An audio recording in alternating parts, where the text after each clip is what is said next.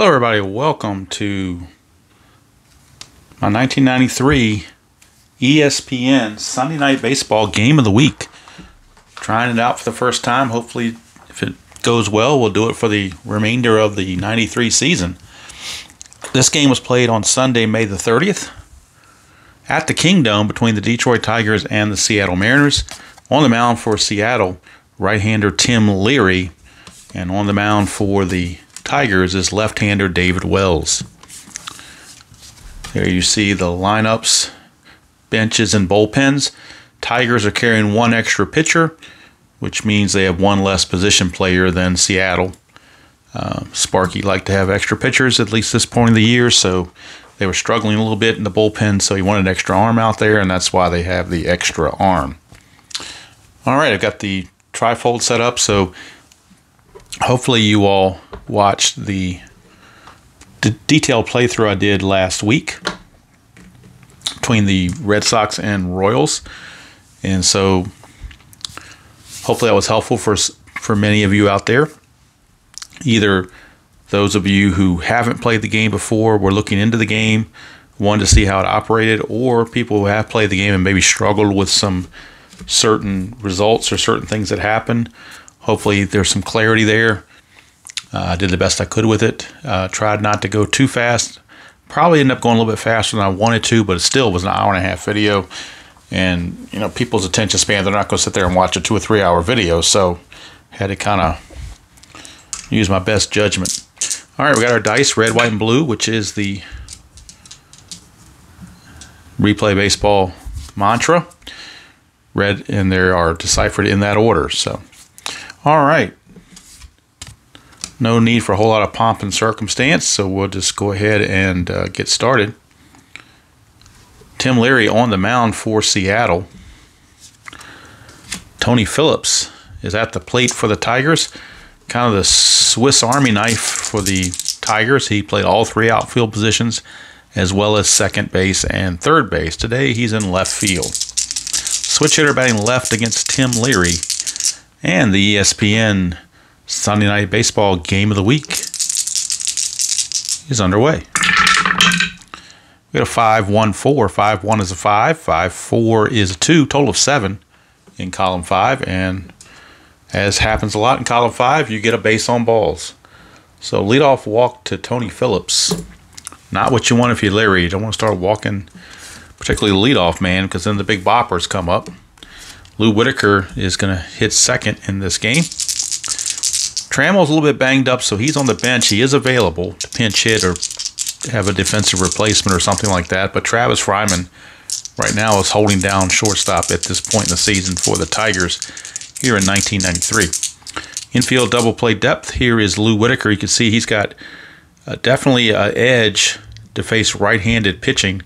3 of his results in column 6 are going to be base hits against righties, where they would be outs. 16s are outs in replay baseball. In column 6, 16s are outs. So the 9 and the 8 gives them either a single or home run chance. 60, it's a double. Whitaker 4-6, that's an 11. So anytime you get an 11 in column 4, you're looking at an error check, because you're going to total between 12 and 16, no matter what you add to the 11, whether it's 1 through 5. You're going to get 12 through 16, which is an error check. So the blue die tells you who the fielder is, and that is the shortstop, Omar Vizquel. Well, anybody that follows baseball for any period of time knows Omar Vizquel is one of the elite fielding shortstops of his day. He has an error rating of 53. 66 is the best you can have. 11 is the worst. So 53 is pretty good. It's also a 1 range, but the range is not a factor here. It's all about the error. So 53, we need to roll the 2d6s, red and white, add them up. If they're higher than 53, then he has committed an error. If the blue die is also a 6 at the same time, it's a 2-base error. If it's less than 53, or 53 or less, he will make the play, and we'll go to the chart and see what happens. It is a 63, so it will be an error on Omar Vizquel. Boy, don't expect that to happen. Doesn't happen often, especially on the AstroTurf. You usually get a truer bounce, but This time he makes the error since 63 is above his 53. 5, he got lucky it wasn't a two-base error, but it's still an error nonetheless. So Tim Leary thought he was going to get an out, but now he's in trouble. His control and now his fielding has let him down. 2 are on, nobody out for Travis Fryman. Tigers looking to strike early here in the first. 4-2, another fielding chance. 4-2 is an 18, and a 4-6 is the second baseman. That time is Rich Amaral, and he's a 2. So we add 2 to the 18, and we get a 20 in column 4 with the infield halfway. That's going to be a single knocked down by the infielder. Everybody's safe. It does not get through to the outfield where a run can score, but it is a base hit, and now the bases are loaded. So all Amaral could do was knock it down and keep it from going to the outfield, but he couldn't do anything with it. He had to eat it. And now the bases are full for Cecil Fielder. One good thing for Leary is if he gets the column 6 on Fielder, 2 of those results would be doubles against lefties, but they're going to be outs against righties. Those 16s are going to be out, so they would be sacrifice flies, though. So he needs a strikeout, really, is what Leary needs. Infield's playing back for the double play. They have to have outs. 3-6, that's the left-right split. What a time for that. It's a liner to short, and with the righty versus righty, that's a line out to shortstop for out number 1. But with a runner on second, there's a chance for a double play. Roll one die against the second baseman's defense. If a die is higher, runner on second is doubled off. All right, second baseman's defense is Amaral, and he is a 2. Which is the second best number you can have. So if we get anything other than a 1 or 2, it'll be a double play. So 3, 4, 5, or 6, and the runner on second, Whitaker, is doubled off. And he is. So Whitaker is doubled off. It's a L6, 6 unassisted double play. How do you like that? Cecil Fielder smoked it, but he hit it so hard that Whitaker had no chance to recover. And Amaral, not Amaral, that should have been Vizquel, right? Because with a liner, okay. So it should have been Vizquel, my bad. But Vizquel's a 1, so 3 is definitely higher. So, but it was really to short, not to second, my bad. It was not Amaral, it was Vizquel. But Vizquel's even better. He's a 1. You can't. All you need, anything other than 1, it would be a double play, and it was. So Vizquel turns the double play. 2 down, runners on the corners. And boy, Leary just got a big break there, but he's not out of the woods because Kirk Gibson is your batter. And he's definitely capable of producing some runs. 5-1 is a 4. 5-1 is a 1. Total of 5 in column 5. With runners on first base open, it's a walk, but first base is not open. First base is occupied. So instead, it's a ground ball to third to end the inning. So how about that after a Houdini trick turned there by Tim Leary? Bases loaded, nobody out situation, and the Tigers do not score. Now that may come back to bite them. Sparky Anderson cannot be happy about that. But that line-out double play, boy, just took it out of him. All right, we go to the, well, first of all, let's do the line score. No runs, 1 hit and 1 error, and they left 2 on base. So at the end of half an inning, it's Detroit nothing, Seattle coming to bat. And Wells will be facing off against Amaral to start the bottom of the first. 2-2, and that's that dreaded 11 that Replay Gamer and I talked about in our little chat. When you get an 11 in replay baseball, that's a guaranteed hit. Now, there is a plus sign there. That means he has to steal when he gets on. So Amaral will reach on the base hit, but now he has to steal. And that's one thing in the playthrough that I did that the situation never came up to actually do a steal, so we'll do it now. And I'll turn to that portion in the rule book and show it. At least the way I prefer to there's a couple ways you can do steals, but I have a particular way I prefer to do it. which is incorporate the pitcher and hold rating, or catcher rating and pitcher hold rating. So we come here to our chart, or our book. It's pitcher hold and catcher defense. So we get a number from each, cross-reference, and that gives us an overall number here. And then you roll the 2 dice, red and white. If it's less than that number, it's a stolen base. If it's higher than that number, he's out. So catcher defensive rating is Chad Kreuter. He is a 4. Wells' hold rating is a 4. So it's a 4 and a 4. So we cross-reference 4 and 4, and we get a 46. 46 is our number to look for. The plus sign here, if the dice roll is equal to or less than the combined stolen base defensive rating, the runner is caught stealing. I'm sorry, it has to be greater than this to be safe. So if it's equal to or less, he is out. So if we want to roll 2 d6s, red and white, if they're 46 or less, he is out. If the roll is higher, it's a stolen base. On a roll of 61 or higher, roll a catcher's E rating for a possible E2 on a throw. So, and he has to go. There's no option. I mean, you can't not go. He's going to be either safe or out. It's not like the star where he would just hold. This is going to be, he's going to be out, caught stealing if he doesn't make it. So the number to go for here is 46. 46. So if we're less than or equal to 46, he is going to be out trying to steal. And it's 11. Boy, he's definitely out trying to steal. So Amaral is caught stealing. And with Cotto up the righty, that means Lou Whitaker took the throw. So it's a 2-4 caught stealing for out number 1. Obviously, Wells' hold rating certainly helped that situation. Along with the catcher defense to give him that high number like that. So now here's Henry Cotto.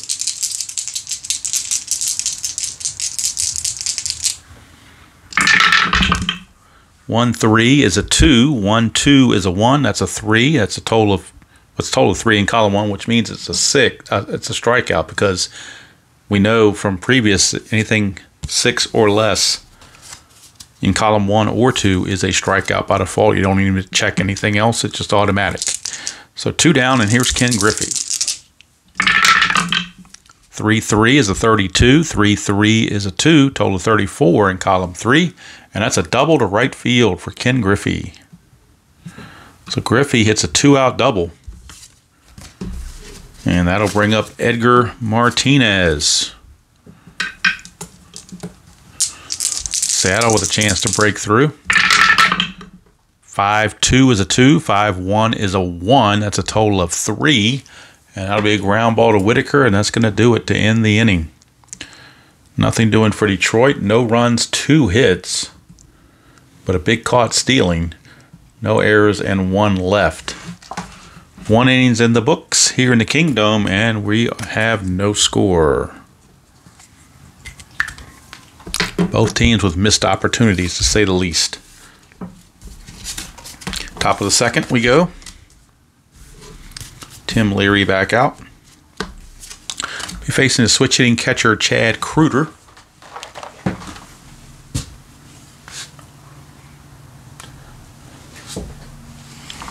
Kreuter will face Leary. 2-5, that's a 3. 2-3 is a 3. Total of 6, and of course in column 2, if you get a 6 or less, it's a strikeout. So Kreuter is down on strikes. Brings up Rob Deere. He would later get traded to Boston. 1-5 is a 4. 1-5 is a 5. Total of 9, and 9 is a pop up to short. So Vizquel brings it in. 2 quick outs. Leary much better this inning than previous. Bring up Scott Livingstone, third baseman. 3-5, that is a 30. 3-3 is a 3, total of 33, and that's a line out to center field. 34 would have been a double, but 33 is a line out to center because he hit that 3. If he hit the 4 or 5, if that blue die had been 5 or 6, that would have been a double. But he got a break there, and it's 3 quick outs. We go to the bottom of the second, still no score from the Kingdom. Coming up for Seattle will be right fielder Jay Buhner. He'll be followed by Blowers and Tino Martinez. So Buhner, step in. 2-6, and we go to the ballpark card for the first time. 2-6 puts us right here. The Rays number is a 3. The blue die is a 6. That tells us which outfielder is going to be fielding it. And a 6 means the right fielder, which is Rob Deere. Rob Deere's range, if you look at his range on his card, in right field he is a 4. So right now he will catch this because 4 beats that 3, but that 3 could change based on what we roll here in this looping liner. If the red die turns out to be a 6, that will change this to a 4 and it will drop in. If it's a 1 through 5, then Deere will make the catch. And he does. So Rob Deere makes the catch, 1 away. 4 just kept it as a 3, so it didn't change anything. Rob Deere able to track it down. Nothing runs like a deer, right? All right, here is Mike Blowers. 3-2 is a 2. 3-5 is a 3. Total of 5 in column 3. And that's a short fly to left field where Tony Phillips will haul it in. 2 quick outs. Both pitchers doing much better this inning than the first inning. Here's Tino Martinez. 2-4. That's a 60 with a Rays number 4, but that is static. It does not change because it's not in the ballpark, has no effect on this. So this is very well could be a hit. A 60 with a 4. The blue die is a 4, which means it goes to center field, and that is Kyler. Milt Kyler's range is a 4. It's not greater, it's the same, so that means he cannot get to it. He would have had to have a 5 range to get there. He cannot. So it is a double.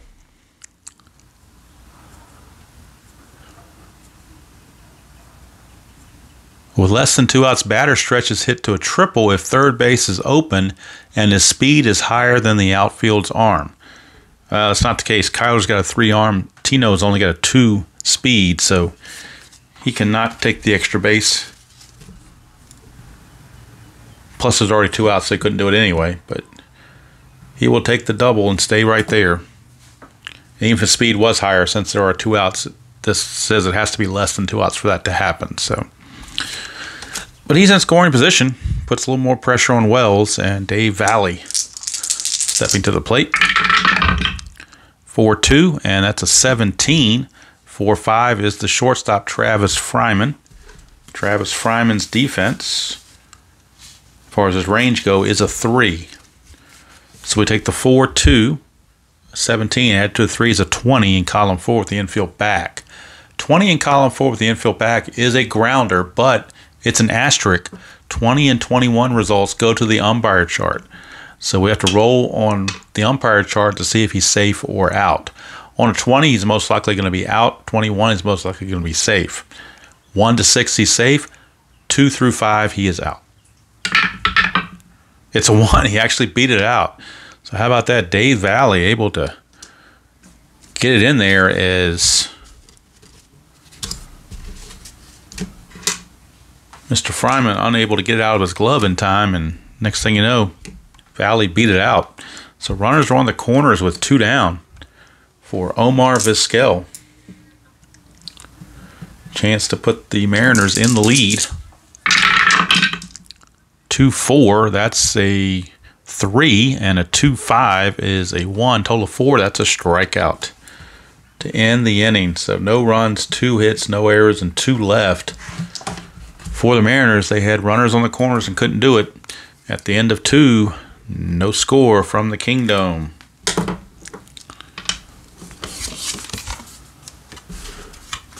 Tim Leary is going to come back out. And the first batter he will face will be Milt Kyler. Center fielder, number 9 hitter for the Tigers. Switch hitter. A lot of speed. That's why he has all those asterisks on his card, because he runs a lot. 5-5 is a 7C. Now, C is an action chart if he reaches. That's a 7. 5, 6 is a 4, total of 11. And that's actually a hit by pitch. So Kyler actually gets plunked on an inside pitch from Tim Leary, and we're going to the action chart C to find out what else has happened. Action chart C talks about stolen bases, caught stealings, pickoffs, stuff like that. Roll 2d6s and keep the blue one if you need it.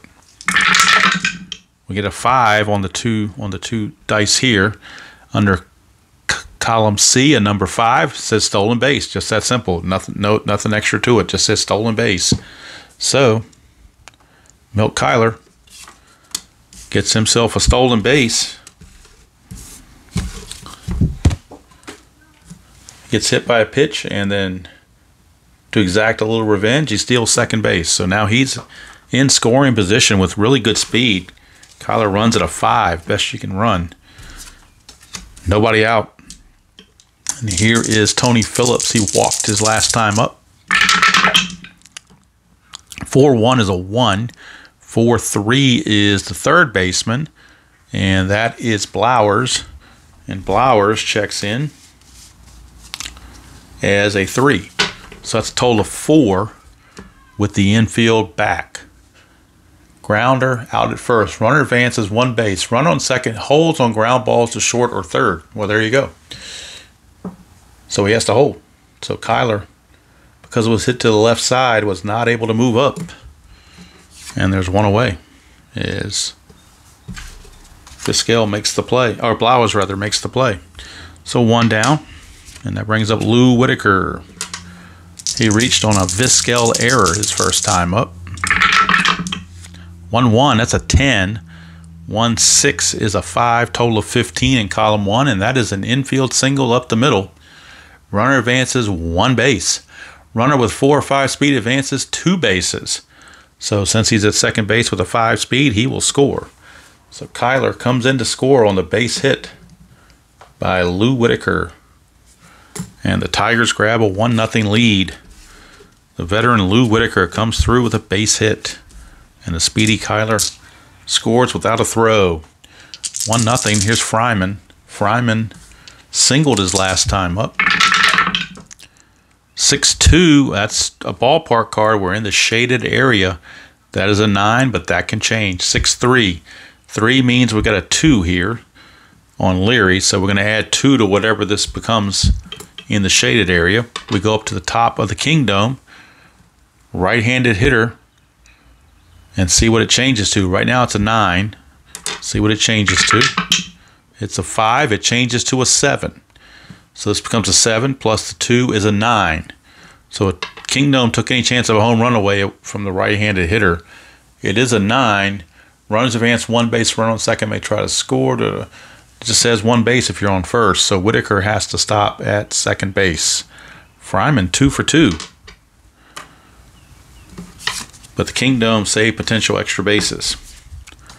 And here is Cecil Fielder. He hit into that line-out double play his first time up. 1 out, 2 on, 1 already in. 1-4 is a 35. 1-4 is a 4, total of 39. Ground ball to first. Double, let's see, infield halfway, second to first, double play. So it's going to go 3-6-3, and Fielder will hit into his second double play. This one more conventional, and that's going to end the inning. So Cecil Fielder having a rough go of it. But the Tigers, thanks to Kyler and Whitaker, strike first. And we go to the bottom of the third. 1-0 Tigers. Due up for Seattle. Well, let's get the totals here on the inning. They got 1 run. It was earned on 2 hits, no errors, and 1 left. Okay, bottom of the third we go. Top of the order, Rich Amaral steps to the plate. Amaral singled but was caught stealing his first time up. It's when he hit that 11 with the plus sign.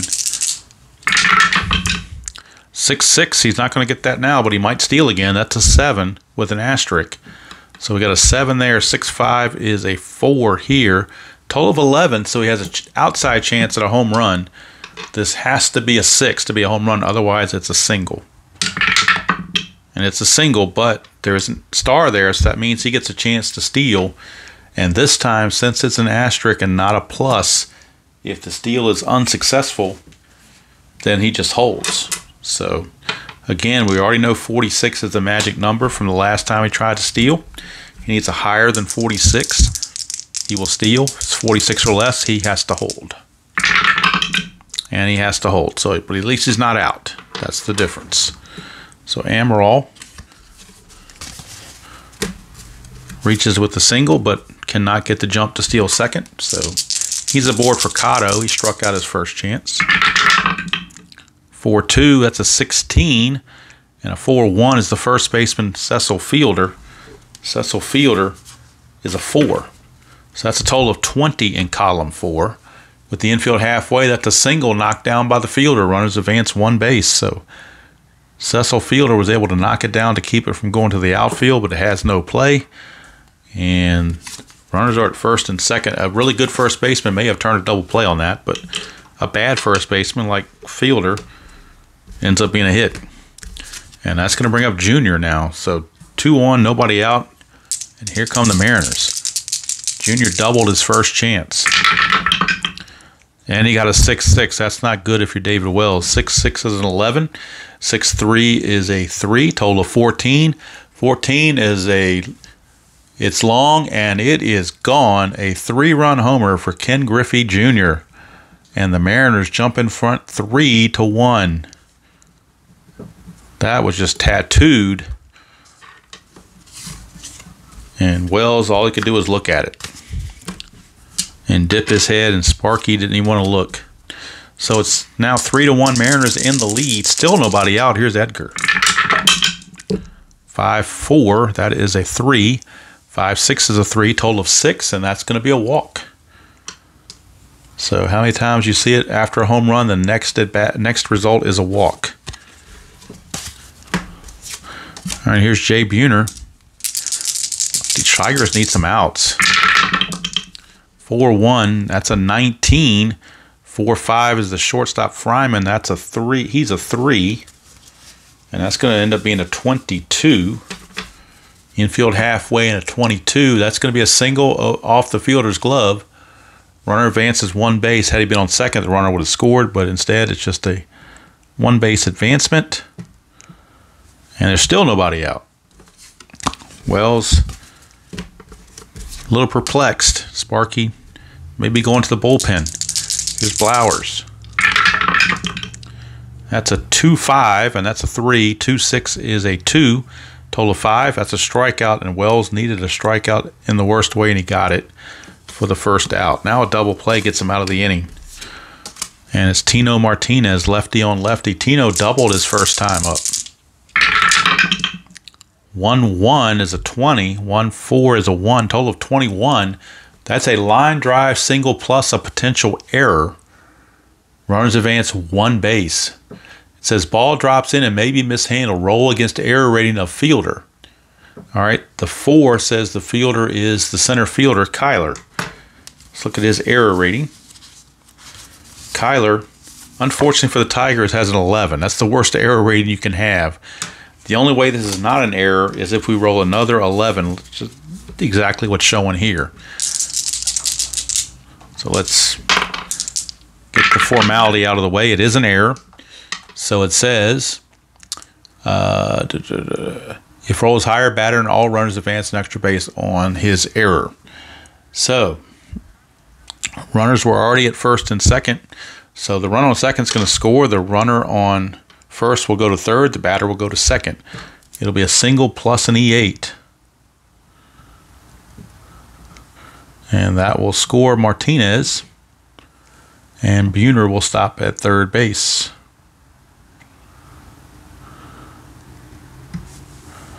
And things are going from bad to worse for the Tigers. It's now 4-1. 4-1 Seattle, rather. Valley is up with runners at second and third, and only 1 out. Infield's going to have to come in. They have no choice.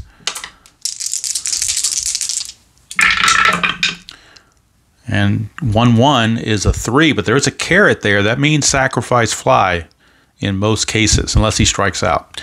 3 there, a 1-5 is a 2 there. That's a total of 5, so he will strike out. It will not be a sacrifice fly. He would have had to get 7 or higher combined to make that a sac fly. Instead, he strikes out, and Wells needed that in the worst way.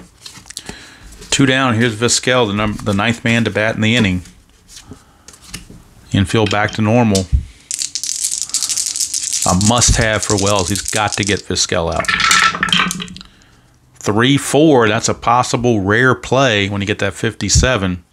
Doesn't matter what's on the pitcher card. It's a rare play opportunity. So when a roll 1 die, if it's even, then it's a comebacker to the mound. If it's odd and it's a 1, then we check the stadium for a potential foul out or just plain old foul ball. If it's 3 or 5, we go to the rare play chart or rare play book. It's a 1, so we're checking to see if the Kingdome, if it's going to be a pop out or whether he fouls out or fouls into the stands. Not much foul ground in the Kingdome, so a 1 to 2 is a foul out, but a 3 to 6, it goes into the seats and he gets to swing again. He does. So Vizquel, because the Kingdome doesn't have a lot of foul territory, he will reset the at-bat. 1-1, and that's bad news for Wells because that 1-1 is a killer just like the 2-2 is. So that's a 10 with a plus sign on it. 10 and a 1-5 is a 1, total of 11. That's a single up the middle. Runners advance 1 base. Runner with 4 or 5 speed advances 2 bases. Well, Martinez does not have the 5 speed, so only gets the 1 base. But a run scores as Buhner comes in from third. It's now 5-1 Seattle. And they bat it around because Amaral is going to come up to bat again. But we have a stolen base situation to resolve because of the plus sign. So we get to roll again, and this will be the 3rd attempt, and we already know 46 is a magic number. So Vizquel has to have 47 or higher to make it. 46 or less, he's thrown out and the inning's over. And he's thrown out and the inning's over. Second caught stealing of the inning. How do you like that? So they end up not flipping the order over. They go through all 9, but 4 runs come in. Actually, 5 runs come in. And it is a 5-1 lead for the Mariners. Could have been worse without 2 stolen bases. But now the beneficiary of all that run support is Tim Leary. He's got to get a new lease on life after getting run support like that. So Kirk Gibson. Well, first let's do the totals. It's a messy total screen here in this particular inning. 1, 2, 3, 4, 5, 6 hits. So 5 runs on 6 hits. The 1 big error. No, it wasn't that big. It was just an error. Let's see. Did that make the run would have been earned anyway? So we'd call it earned run because he would have scored even if he hadn't got to third. He was at second, so he would have scored anyway on the single by Vizquel. So who is left? We had 1 runner left on. Okay. 5 runs, all earned, 6 hits, 1 error, 1 left. At the end of 3, it is Seattle 5, Detroit 1. And that was a long inning, so I'm going to stretch a little bit and check and see, make sure the focus and everything is still good on the phone because I've been sticking some things, charts and stuff in the way, and sometimes that can mess up my focus. This one, however, looks like it's doing all right. So we will drive on. Kirk Gibson. Grounded to third, his first chance. That's a 6-5. That's a 31. 6-5 for Leary is a 4. Total of 35. And that is a fly out to left field. 1 away. Hauled in out there by the left fielder, Henry Cotto. Can of corn, 1 out. And here's Chad Kruger. He struck out his first chance. 3-1 is a 4. 3-3 is a 3. Total of 7 in column 3. And that's going to be a base hit to left field. So a single to left by Kruger. If Larry had fallen on these 2s results, that would have changed that 7 The 4 plus the 2 would have been a 6, and it would have been a fly out. But since he hit that 3 to make it a 7, it turned into a single. So here's Rob Deere. 4-5, and that's an 11. Possible error. And 4-5 is the shortstop. That's Vizquel again. He's already made one error.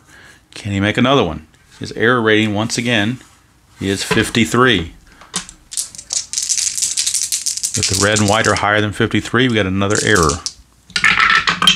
They are not. This time he does make the play. So with the infield halfway, force out at second, anybody else advances. So it's a fielder's choice. It's going to go 6-4. Deere will reach. There are now 2 outs. And that'll bring up Scott Livingstone for the Tigers. Livingstone flew to center his first chance.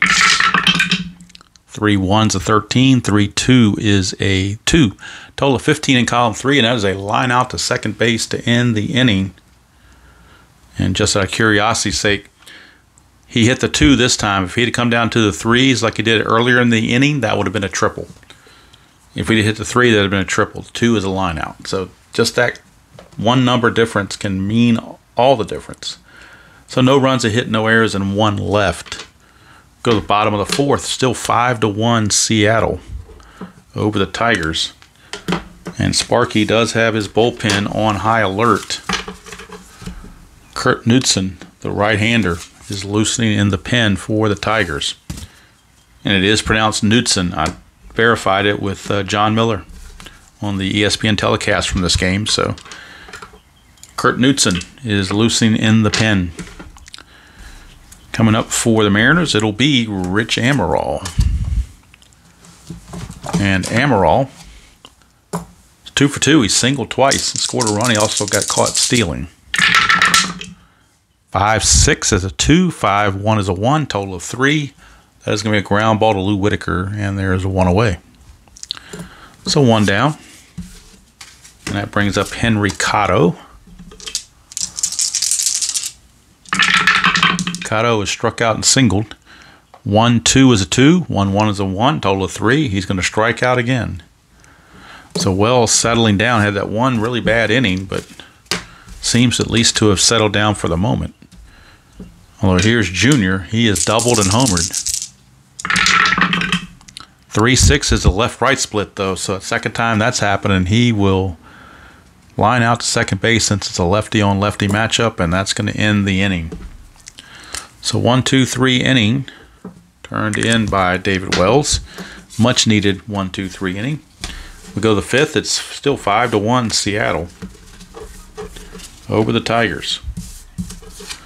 Tim Leary is back out. He can face 26, and for the Mariners, no runs, no hits, no errors, and nobody left. So we go to the 5th. Still 5-1, and Kyler will lead things off. He was hit by a pitch, stole a base, and scored the only Tiger run his first time up.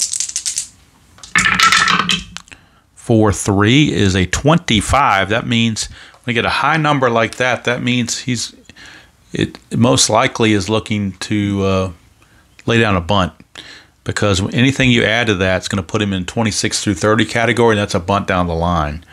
So it doesn't even matter what Leary has on it. It does matter. The blue matters on the fielder, which is the shortstop, which doesn't really make any sense. When you're bunting down the line, you're talking about third and first, so I'm not sure why it has short here, or the blue die is short. But to me, it's you would be looking at third baseman in this case, because the shortstop's not going to field a bunt. That's just unrealistic. So I'm going to make that the third baseman, not the shortstop. That's one little quirk in the game that needs to be corrected. So I'll correct it. We're going to roll against the range. So the range of the third baseman, Mike Blowers, his range is a 3. Range is a 3. So we're going to roll 1 die. And it says if die is higher, fielder makes diving stop and throws the second for force play. Oh, I'm sorry, I've got to go up to the top. Let's see. Roll 2 dice against the fielder's range. If both dice are higher, batter is out. Runner advances 1 base. If either die is not higher, it's a bunt single. So we're going to roll 2 of them. His range is a 3, so both of these dice have to be 4 or greater for there to be an out. Otherwise, Kyler's going to beat it out. It's not. The 4 is higher, but the 2 is not. So it will be a bunt single. It will be a bunt single. Now, had we used Vizquel, his range was a 1. That would be an out, but that just doesn't make any sense. You're not a shortstop, especially with the infield playing back. A shortstop's not going to field a bunt like that. That just isn't going to. He's playing so deep. There's just no way that's going to happen. It's very unrealistic. So that's one I will modify right there to make it make sense. So Kyler reaches. There's no asterisk there or nothing on his card, so there's no steal attempt. Plus they're down 5-1, so you probably wouldn't want to try it anyway. Here's Phillips. 4-4, and that's an 11, so we got a possible error. The 2 means second baseman. We're looking at second baseman Rich Amaral. And his error rating for Rich Amaral as a second baseman, his error rating is 46. So this has to be higher than 46 for it to be an error. It is not. It's 34. Good thing that would have been a 2-base error, but he makes the play. So with the infield halfway, it's a force out at second base. So it's going to be 4-6, fielder's choice. And Tony Phillips will reach on that fielder's choice. 1 down, and here's Lou Whitaker.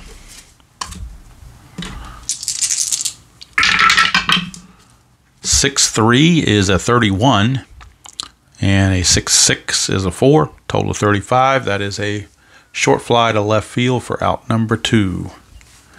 So Whitaker is retired. Brings up Travis Fryman. He's 2 for 2 with 2 singles. And he's going to be 3 for 3 because he found his 11. It's going to happen again. So it's going to be a base hit. Runner with 4 or 5 speed advances an extra base. Let's see if Phillips has a 4 or 5 speed. Phillips' speed is only a 3, so he has to go just the 1 base. There is no provision for a 2-out advancement of extra. So runners are now at first and second with 2 down. I'm sorry, with 2 outs it says all runners advance 2 bases. My bad. That was right underneath that. So there is a 2-out provision for that. My bad. It is right there on the chart under number 11 to 15. So took care of that. Put runners on the corners now with 2 outs. But they still need a base hit from Cecil Fielder. He's hitting the 2 double plays, 1 as a line out and 1 as a ground out. 4-6 is a 1. 4-3 is the third baseman. That's Blowers. And Blowers is a 3. Total of 4. And that's just going to be a standard ground out to end the inning. So Fielder having a rough day. Comes away empty-handed with a chance to drive home some runs. Couldn't do it. We go to the bottom of the 5th. Still 5-1. Mariners in the lead. Now you wonder if Wells will continue. And in the inning for the Tigers, no runs, 2 hits, no errors, and 2 left. So bottom of the 5th we go. Martinez, Buhner, and Blowers, 3 right-handed hitters. And you wonder about Wells. He's faced 21 batters. He can face 25. I think they're going to pull him. They're going to pull Wells and go to the right-hander, Kurt Knudsen. Kurt Knudsen is going to come on. Take over for Wells. Wells went 4 innings. Gave up 10 hits and 5 runs, all earned. Check his walks and strikeouts. He only walked 1. That was Edgar Martinez. He struck out 1, 2, 3, 4, 5. Struck out 5. Still a very ugly line if you're David Wells. So Knudsen is on, and his first opponent will be Edgar Martinez. He's got to face 3 right-handers in a row. Martinez, Buhner, and Blowers. Probably had something to do with the decision. 3-6, and as soon as you bring him in, it's a left-right split check. It's a liner to short. And boy, does Sparky Anderson look like a genius. Had Wells been in there, that would have been a base hit. By making the move, you make the out. Even though neither player had splits on their own card, that 3-6 will come up when you least expect it and will bite you in the butt, so you got to respect it. Here's Jay Buhner. 2-5, that's a 3. 2-3 is a 2, total of 5, and that is a strikeout. Pregnant pause there where my public education high school math came into play. All right, here is Mike Blowers. 3-4, that's a possible rare play chance. So again, is it going to be odd, even, or what? It's odd, so we're going to the rare play chart with 2 outs and the bases empty. It is the rare play chart. 2 out, bases empty, and I will show it.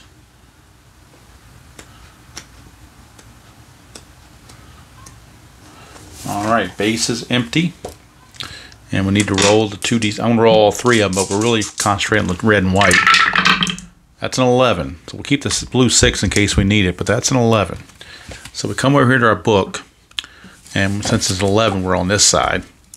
So we've got bases empty, 11, and there are 2 outs. Grounder out to first base, first baseman to pitcher covering. Runner trips over the bag, attempting to avoid a collision. If he stays in the game, his running speed is 1, his defense rating is reduced to its poorest level. Boy, how about that? So he got tripped up, he would be reduced to a 5 and an E11, and a run rating would be dropped to a 2 if he stays in the game. I'm not sure you want to have a defender get to be that poor, so they may make a move here. They could move Amaral to third base and bring in Vina to play second, which I think would be better off for them. That's what they're going to do. They're going to move Amaral to third. Vina will now come in and play second base in place of Blowers. So it's going to be a 3-1 putout to end the inning. No runs, no hits, no errors, and nobody left. We played 5 complete. It is 5-1 favor of the Mariners. But they just lost Mike Blowers for the game. Because you just don't want to have a fielder in that position to be that slow and have the poor fielding. It'll come back to get you. So Fernando Vina will take over at second base. He's a pretty good second baseman, a 3 with a 66. So can't make an error, but he's got average range with no errors. And Rich Amaral, who was at second, will now move to third. He's a 343, which isn't too bad either. So that seems to be the way that would make sense. So Lou Pinella's going to do it. Tim Leary is back out to start the 6th. He can face 26 batters. So far, he has faced 22. So the bullpen is moving around down there. Let's see who's coming up for the Tigers. It's going to be Gibson, Kruger, and Deere. So you're probably still looking at a right-hander at this point. So we are looking at Rich DeLucia is loosening in the pen for Seattle. So Rich DeLucia would be the new pitcher if they need to go to another pitcher. Right now, Tim Leary, who's been pitching pretty well last couple of innings, will stay in there to face Gibson, who's 0 for 2. 5-3 is a 40 with a B, so if he reaches, we go to the action chart B. It's a 40, and a 3-3, a 5-3 rather, is a 2. Total of 42, and that's a walk. So Gibson walks, but we go to the action chart. Letter B. Letter B of the action chart talks about stolen bases and whatnot, but I think there's something on here about optional if you're behind or something like that. Let's see, I thought there was anyway. Seems I remember that. It's not listed here though, so I guess we'll still go to it. Column B, really, I mean, there's no reason not to go to it because he can't be out. He's either going to steal the base or have a pickoff error or something like that. So really no disadvantage, no Well, unless we roll a 2. Well, I take that back. Possible caught stealing on a 2, 10, or 11. 2, 10, or 11 would be a possible caught stealing. That's a 9, so that's going to be a stolen base straight out for Kirk Gibson. So Gibson will walk and will steal second base. Gets himself into scoring position and avoids a double play chance. And that brings up Chad Kreuter. Kreuter's 1 for 2.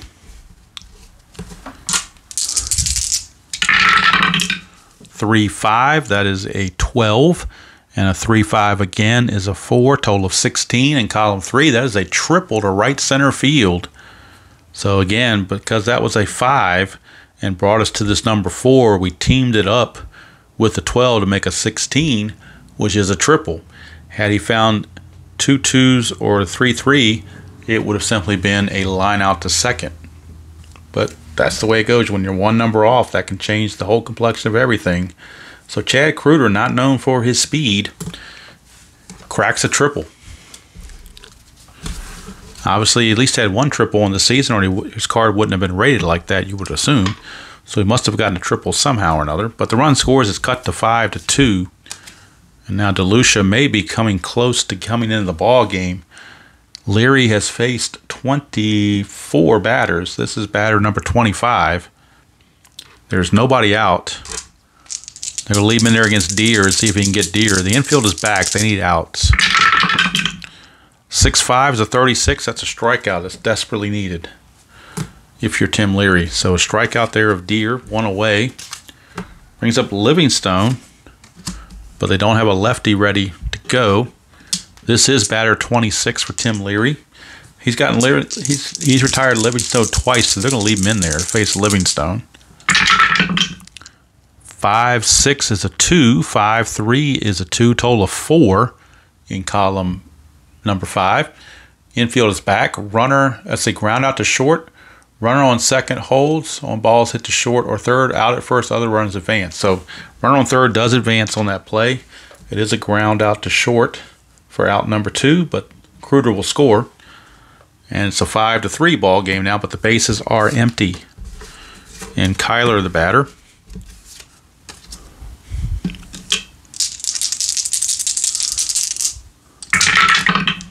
One 3 is a 1.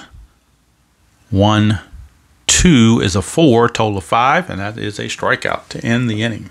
That's going to do it for Leary. They're going to cap him right there at the 6 innings. He does give up 3 runs in 6 innings. Quote unquote a quality start, which I think is a bunch of bull, but that's a whole nother story. So that's going to do it for them. For the Tigers, they got 2 runs on just the 1 hit. They also had the walk, no errors, and nobody left. So we go to the bottom of the 6th. It is 5-3, and then we can close the book on Leary. He's going to go 6 innings. He's going to give up 7 hits, 3 runs, all earned. He walks 1, 2, and he also hits a batter. He strikes out 1, 2, 3. Strikes out 3. So that's the line on Leary. 6 innings pitched, 7 hits, 3 runs, 2 walks, and 3 strikeouts. He can win it. He cannot lose it. So we go to the bottom of the 6th, and Kurt Knutson will be back out, as he pitched a 1, 2, 3, 5th inning, so no reason not to have him back out there. It'll be Martinez, Valley, and Vizquel. Lefty, righty, and a switch due up for the Mariners.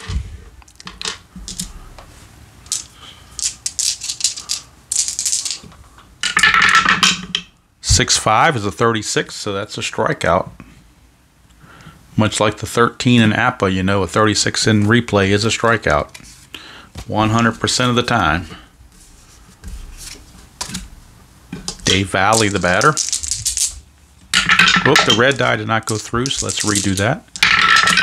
Now it went through. 2-3 is a 16. 2-2 is a 1, total of 17. And with the bases empty, a 17 in column 2 is a strikeout. So out number 2. So Knutson baffling the Mariner hitters so far. Here is Vizquel. 6-4, and it's a split chance. So against a right-hander, he's going to get himself a hit, whereas a left-hander, he'd have flown out. Here is a 6. 6-4. Here is a 4, total of 10. 10 is a single. So Vizquel, 2 for 3. Hits a little bit better against the right-handed pitching versus the left-handed pitching. So 2 outs, and here's Rich Amaral. 4-2 is a 2. 4-4 is the shortstop. Now, if we'd have done a 4-5, that would have made everything go to column 6. That 4-2 would have changed to a 6-2. So, but instead, it's a grounded to short, and that is Travis Fryman. He's a 3. So 3 plus 2 is a 5, and with the infield back, that's just a regular ground out to end the inning. No runs, a hit, no errors, and a man left. We played 6 here at the Kingdome. It is Seattle 5 and Detroit 3. And new pitcher coming on for the Mariners will be Rich DeLucia. DeLucia will find his way into the game, facing the top of the order. And that'll be all for Knutson as well. So the Tigers will bring the new pitcher in the bottom half. But right now, the top of the order due up for the Tigers, and that is Tony Phillips against DeLucia. Phillips, the switch hitter, followed by Whitaker, a lefty, and Fryman, a righty. So pretty much can go either way as far as lefty-righties. Here's Phillips. 6-1 is a 16. 6-3 is a 2, total of 18. And that will be a deep fly out to left field, 1 away. So Phillips tried to go the opposite way. Pretty deep, but not deep enough. Cotto was there. 1 down. Here's Sweet Lou Whitaker. 3-2 is a 2. 3-5 is a 2. It's total of 4.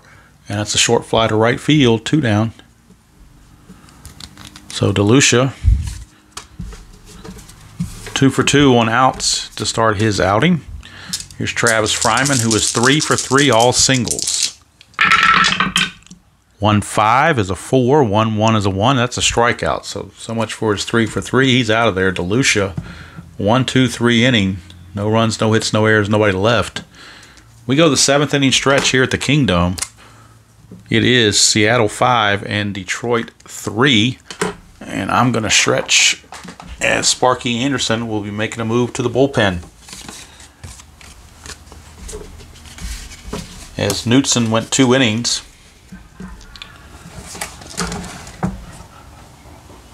And we'll figure out who's coming up for Seattle. It will be Cotto, Griffey, and Martinez. So it looks like they might go to another right-hander potentially.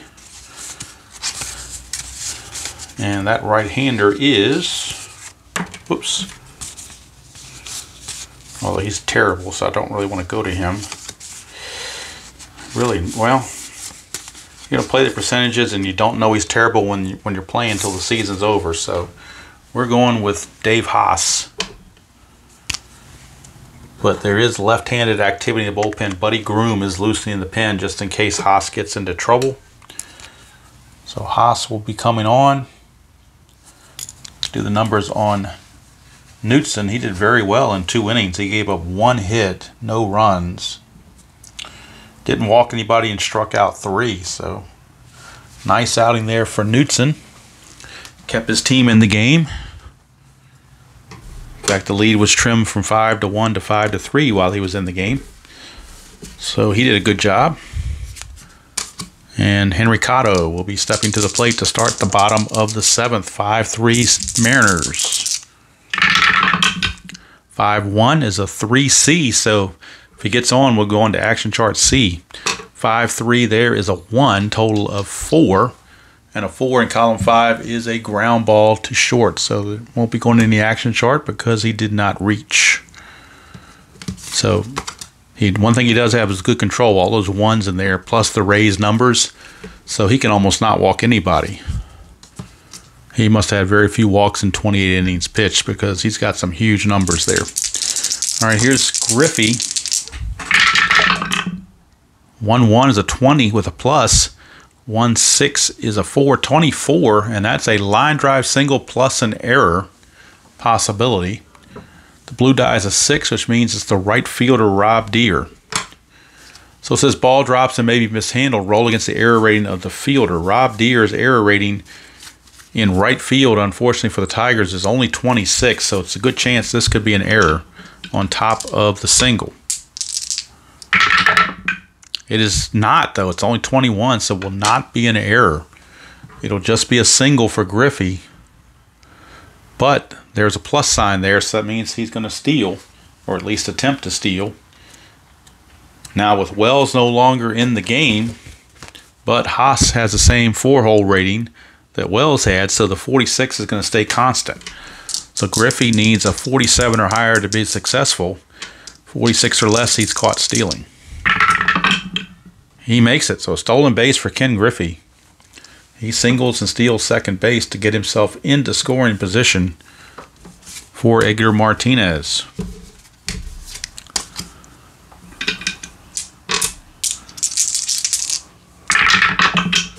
Three, 4, and that's a possible rare play again. See if it's odd or even. It's odd. We're going to the rare play chart, but this time we're going there with the runner on second and 1 out. So that will give us a little bit different results. Rolling the 2d6s. Whoops, sewer dice. We're going to re-roll them. We get a 5. So a 5, a runner on second, and a 5 with 1 out. So 0 to 1 out is right here. Grounder deep in the hole at short. Batter grounds a single to deep shortstop with runners holding at second on the play. Exception: if the shortstop is a 1 defensively, he nails the batter at first. On the throw, the runner tries for third. If the first baseman is a 1 or 2 glove, runner is out at third for a double play. If the first baseman 3, 4, 5 defensively, his throw is wild, allowing the runner to score. Well, it's a lot to digest there. If the shortstop is a 1 defensively, he nails the batter at first. So he's not one, since he's not a 1 defensively, I don't believe any of this other stuff ever comes into play. So batter grounds, single deep shortstop with runners holding at second on the play. So I don't think, this says exception, but I don't see where that's happening if he's not a 1 shortstop. To me, it's an if-then thing. If you remember that from Logic or any of those kind of classes, if this happens, then this happens. But since this didn't happen, that means these can't happen. So at least that's the way I'm deciphering it. So Griffey will take third base because he was on second base already. So runner holding at second on the play. Actually, he holds the second on the play. My bad. He holds the second on the play. So it's going to be an infield hit, but Griffey had to hold. He had to hold because it went to shortstop, went to the left side of the infield, so he didn't know what was going to happen, so he held. But in the meantime, Martinez beat it out for an infield hit. So now 2 are on with 1 out for Jay Buhner. And one thing for the Tigers is now a double play is in order. Buddy Groom is ready because Vigna is on deck, the lefty, so in place of Blowers. So he is on deck, him and Martinez back to back. So Groom is ready. This is Haas's last batter to be faced right here. 2-4 is a 60 with a 3, which is static. That's a 6. So we're looking the right fielder Rob Deere, checking his range. And Rob Deere's range in right field is a 4.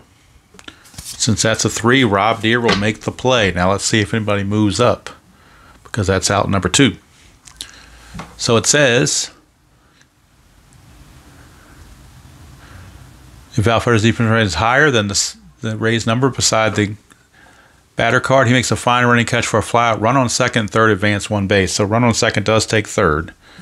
So Griffey will move up to third on that flyout to right field. But now there are 2 outs, and we got a call to the bullpen by Sparky. Haas is going to be lifted, and with the left-hander Vigna coming up, They will go to the left-hander of their own in Buddy Groom. So Buddy Groom coming in, the lefty.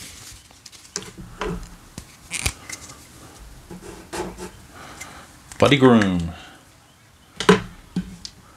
If you heard any kind of noise, that was Tabby balking at that move.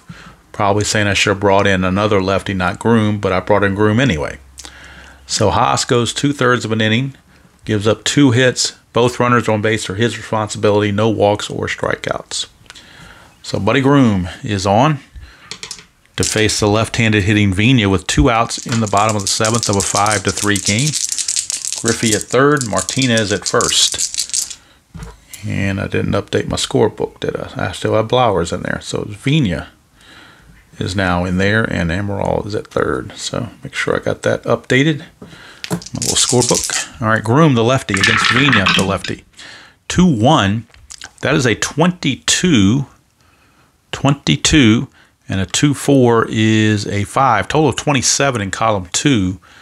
27 in column 2, and it says here with an R, let's see, change the result to a 22 against left-handed pitcher. Well, it's already a 22, so I'm not sure what that means.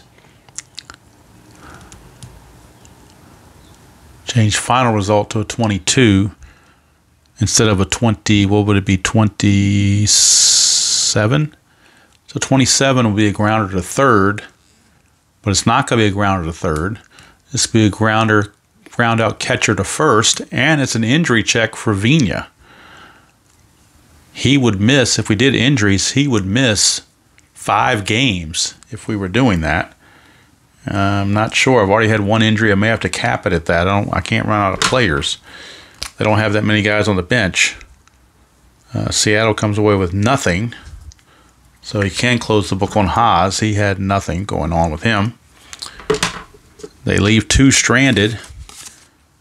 Let's check on potentially Vina if he's injured. I don't think they have anybody else to play the infield, because everybody they have left are outfielders and catchers and stuff like that. So they really don't, unless there's anybody that's playing in the outfield now that can move to the infield. So I think we're going to ignore that. The only thing they could do is move Edgar Martinez away from DH, make him play third base, then you lose your DH. So you know what? Just for fun, we're going to do that. So Edgar Martinez is going to play third base. Vina is going to be injured, so he's going to have to leave the game. Amaral will go back to his original second base spot. And with the third baseman here, that means the pitcher is going to have to hit in this spot, number 6 in the lineup. So the pitcher will have to hit in that spot. Edgar will still stay in his cleanup spot, but he is now at third base, not the DH. So we close the inning for the Mariners. No runs, 2 hits, no errors, and 2 left, and 2 injuries in the game so far. So we go to the 8th inning. It's still 5-3. Now DeLucia pitched a 1-2-3 7th inning. They do have Fielder, Gibson, and Kruger coming up. So righty, lefty, and a switch. So you can pretty much do what you want to do. Their setup guy usually, I think, is Jeff Nelson. Charlton's their closer.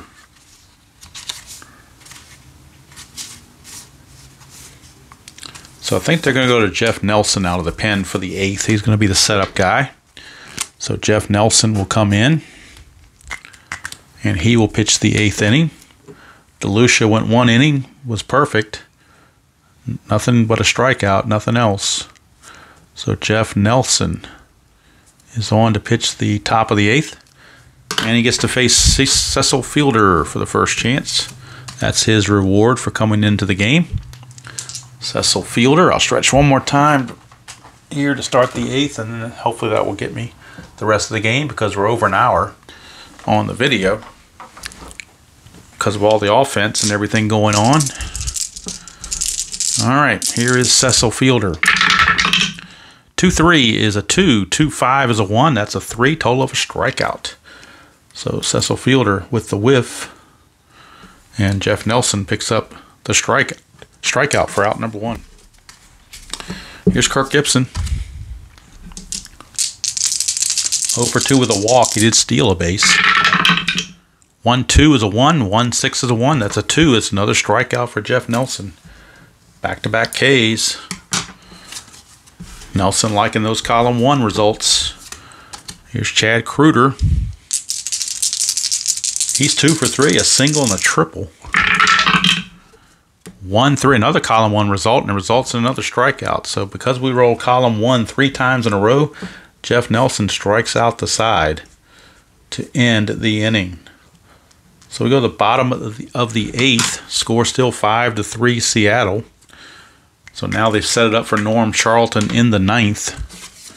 Although I tell you, Nelson wouldn't be a bad option to come back in the 9th. But we'll see what happens. Buddy Groom's going to stay out for Detroit because Tino Martinez is your leadoff hitter for Seattle. So they want to keep that lefty-on-lefty matchup going.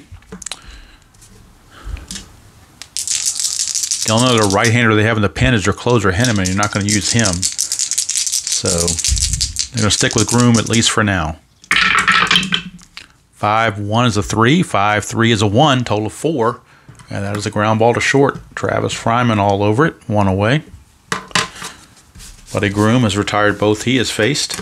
They were both lefties. Now he faces a right-hander in Dave Valley, who is 1 for 3. 1-1 is a 3. 1-2 is a 4. Total of 7. That'll be a pop-up to second base. Lou Whitaker right there. 2 down. So Buddy Groom looking to finish out the inning if possible. Here's Omar Vizquel.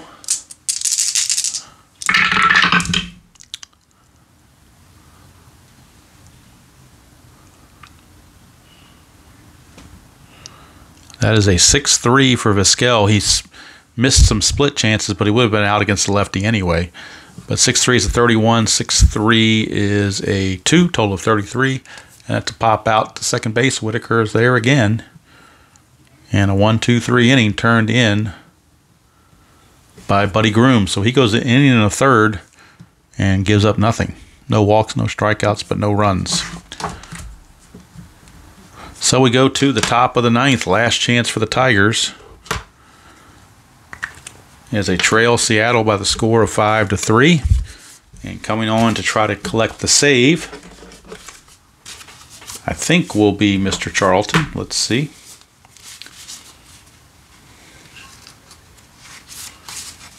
They're not going to mess around. They're going to lefty-righty. They don't care, even though he is tougher against lefties. They are going to their closer, Norm Charlton.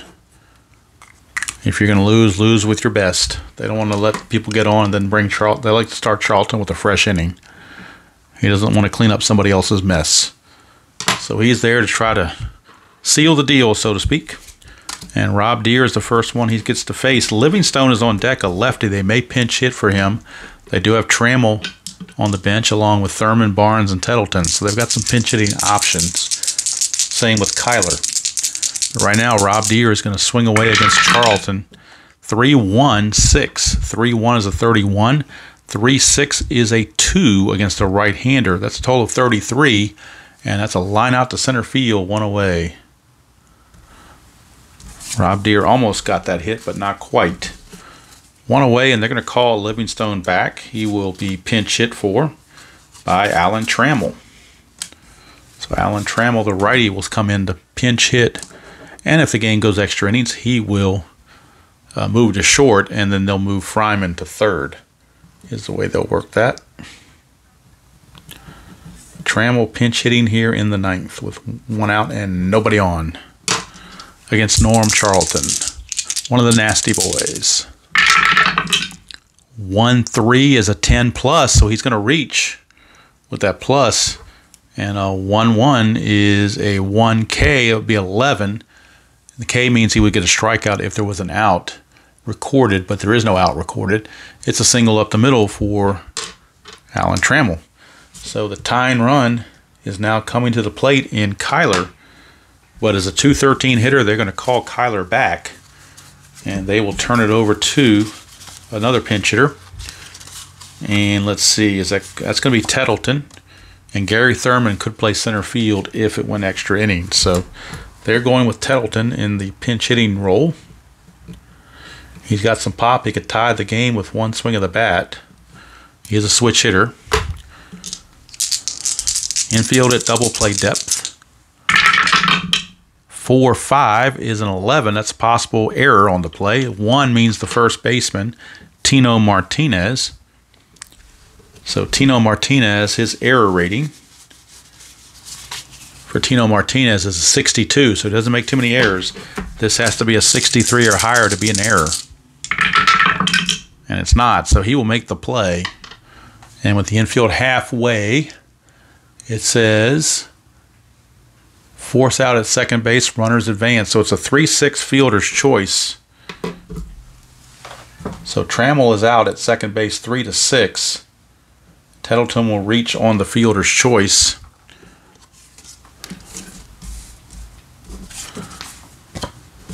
And actually, he will be pinch run for by Gary Thurman, who runs at a 5. So Tettleton runs at a 3, but he would come in and play center field anyway if it goes extra innings. So they're going to bring in Thurman to pinch run.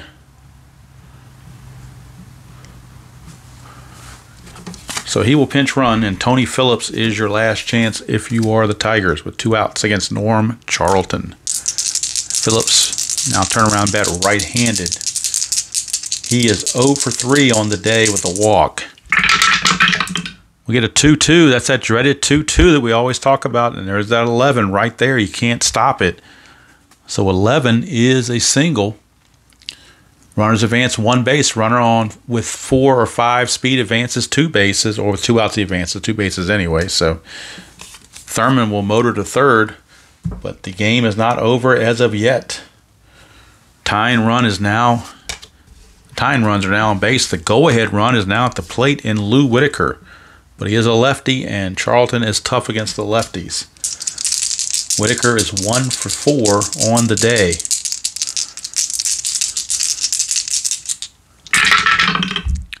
5-2 is a 2. 5-4 against the lefty. A 5-4 is a 5 with a K on it. So a 2 and a 5 is a total of 7, and that is a walk. So he will walk. If bases are full, it'd be a 2-ball count, but the bases aren't full. They are now, but they weren't when he was batting.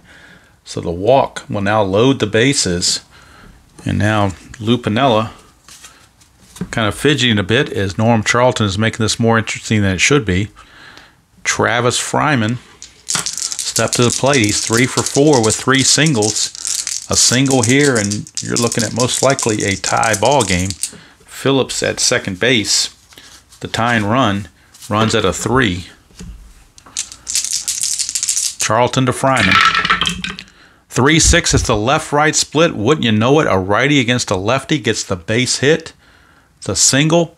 And when it's a lefty against a righty or a righty against a lefty, it's a single. Runners advance 2 bases.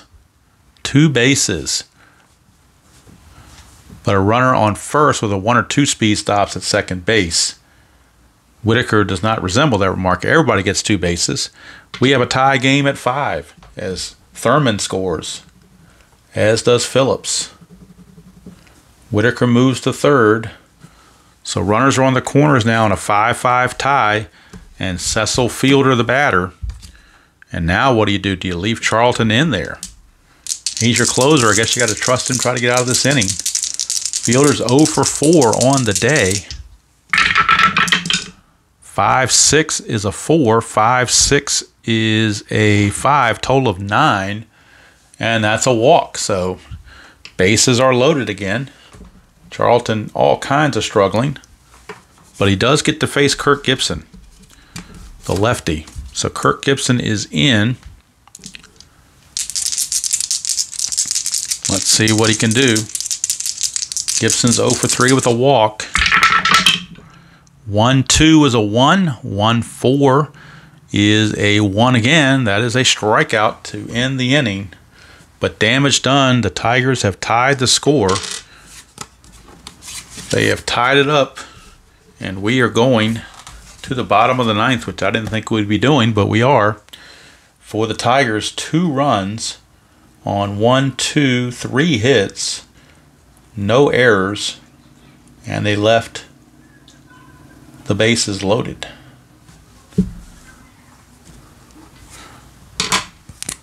But it is now 5-5. And now due up for the Mariners. Remember, they don't have the DH anymore because they pinch hit, or they moved Martinez to third. So we got Amaral, Cotto, and Griffey, and Martinez scheduled. Now for the Tigers, what do they want to do? Their last pitcher was Groom. He went an inning and a third. You want to save Henneman for a save situation, I assume. So you would think about going to a lefty out of the pen. And they're going to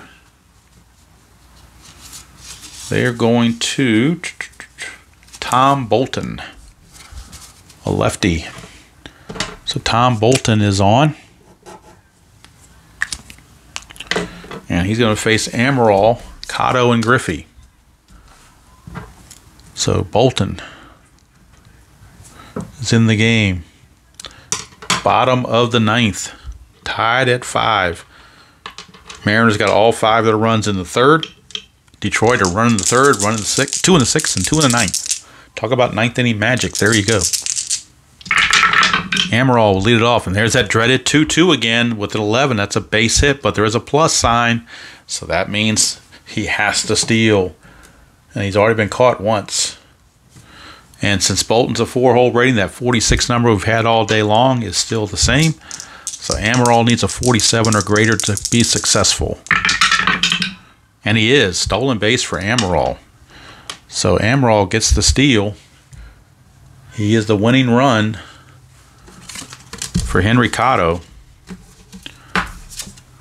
I tell you, with first base open, there's no way in the world they're pitching to Griffey if first base remains open. Bolton to Cotto, 5-5 is a 15, 5-4 is a 2, total of 17. And that's going to be an infield single. Runners advance 1 base. And we're going to M on the action chart. So M on the action chart. And M talks about pickoffs and whatever. So they could pick somebody off here. Let's see what happens. We get a 3, which is pickoff error. So it says here, pickoff error, possible error on pickoff attempt, roll against pitcher's error rating. Okay, pitcher's error rating is only a 16, so if we roll higher than a 16, the game is going to be over on a walk-off pickoff error. I've never had that before, I can guarantee you. And it is. He throws it away, trying to pick the runner off first. Trotting home to score is Amaral on the E1. And there's your ball game, a walk-off pickoff error. Definitely something I've never seen before. Bolton faced 2 batters, didn't get anybody out. And he made himself an error on top of it. So 1 run, it was unearned, well, was unearned, I guess.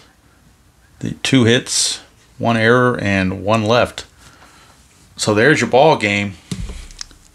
Winning pitcher actually is, believe it or not, Norm Charlton, who pitched 1 inning and gave up 2 runs, but he gets the win. He steals the win away from Tim Leary, who would have been the winner, but he vultured it for himself, gave up 3 hits and 2 runs, as well as walking 2 batters and striking out 1. So he gets the win, does Norm Charlton. The loss goes to Tom Bolton, who technically didn't get anybody out. And there's your ball game. So let's get the totals for you. Let's move all this stuff out of the way.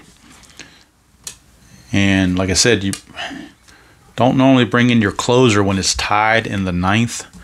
When you're the visiting team, you like to save him for when you get the lead. So that's why I didn't bring him in there. And I'm not sure, if Sparky would have done something different. We never know. But there's your final score. 6-5 Mariners, as the Kingdom crowd walks away happy as can be on this Sunday night. And let's check the totals in the ball game. 2 errors on the Tigers. And let's see, Seattle ended up with 10, 13, 15 hits for Seattle. And as we go to the other side of the ledger, Mariners had 1 error. That was on Vizquel, of all people. And hits 3, 4, 6, 7, 10 hits. So unofficially, we've got Seattle with 6 runs, 15 hits, and 1 error. Detroit, 5 runs, 10 hits, and 2 errors. Winning pitcher Norm Charlton, losing pitcher Tom Bolton. Let's look at the left on base just for the last part of it. Left on base for the Tigers, they left on 3, 4, 6. They left on 9. 9 left on for the Tigers. For Seattle, they left on 4, 5. They left on 8. But 6-5 your victory for Seattle.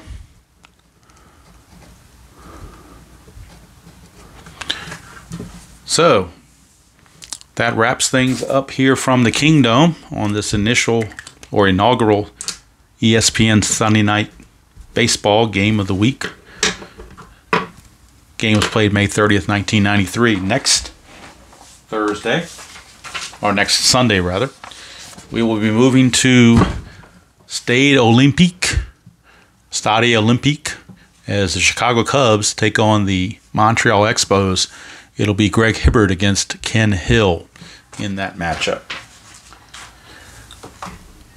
on Sunday Night Baseball. So that's going to do it from here. Next video after this will be the Orioles and the Yankees on Payoff Pitch. That'll come probably on Tuesday, most likely, is when I'll upload that. Probably record it on Memorial Day on Monday since I'm off. That'll give me time to record it, and we'll upload it then. And then, of course, next Saturday, NBC Game of the Week. Move on to the American League. Cleveland Indians against the Oakland A's.